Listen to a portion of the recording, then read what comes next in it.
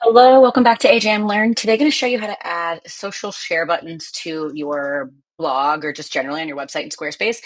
One of those features, I have no clue why Squarespace got rid of it. It's crazy. So we found another solution. Elf site's always like our favorite widget website. So let's get into it. You're going to get into here, create widget for free. They have all these templates you can start with.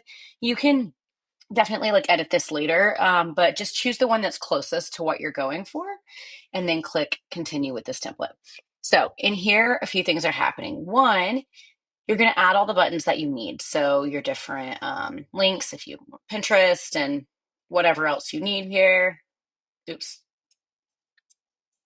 my bad, didn't mean to click that. You can add, yeah, just anything that you need to this list. There we go, done. Okay, so the more button here, you can choose to display that or not display it. I'm going to turn mine off. Shared preferences, like it always opens in a new browser or not. So this is just really like all the intricacies of it. Okay, layout itself. I really like to inline means it's going to stay like on your blog. It tends to stay at the bottom of the page. Floating is really nice because it is always kind of hovering there at the bottom. You can left align, right align, which is cool when they're stacked. You can keep them at the bottom. You can do icon. You can do icon with text. The text looks, it gets cut off. So I think icon's always good.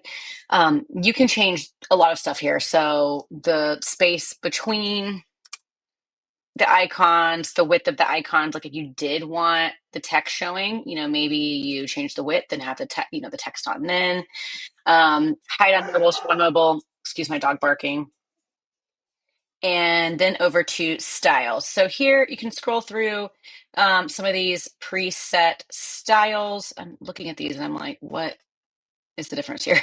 Hop into colors. So you can get into these different things. So the color of the icon in there, background color, if you want the colored ones, white, black, same with the cover color, etc. So you can get detailed in there. The shape, the animation, transparency, and you can add custom CSS or Java if you know that, but that's the basics of it. And then you want it, once that's all done, I did already accidentally, you saw me click that button that said like share on website, but essentially you want to get to where you click publish. What will happen now is I have let me close this out really quick. So I already have a plan. If you don't have a plan, it's going to take you to a page where it asks you to either sign up or log in. And then you're going to end up here. This is like your apps page. So you can see I have several apps created. And this is my social share button. So in here, you can always come back in and edit it. What's great here is if you come back in and make a change to this later and click publish, it's going to publish it on your live site. You don't have to reinstall it. Okay, so to install it, click install, click copy code. Then you're going to go over to your website. I'm going to open my little sandbox site here. And there's a few ways you can do this. One, if you want it to show up on your entire website, scroll down under pages, go to website tools, code injection, and you want it in that footer code injection.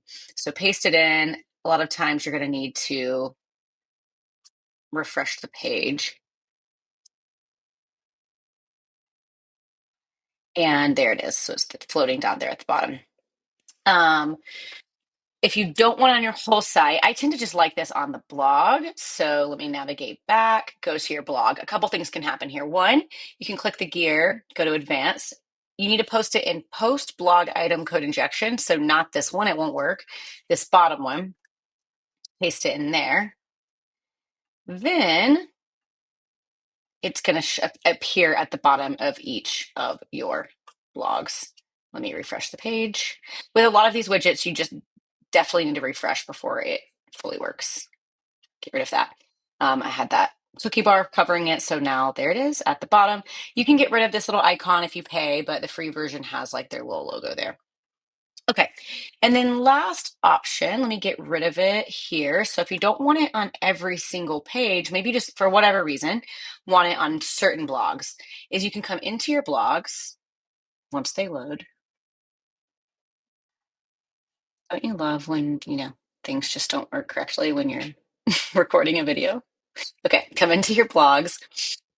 Inside the blog that you want these showing on, go into edit. At the bottom, add a code block. rid of what's there, paste it in. Again, you may need to refresh. Nope, it's there. And bam. So that's just if you want to pick and choose which blogs for it to show up on. Okay, that's 3 ways to install. Hope you guys enjoy.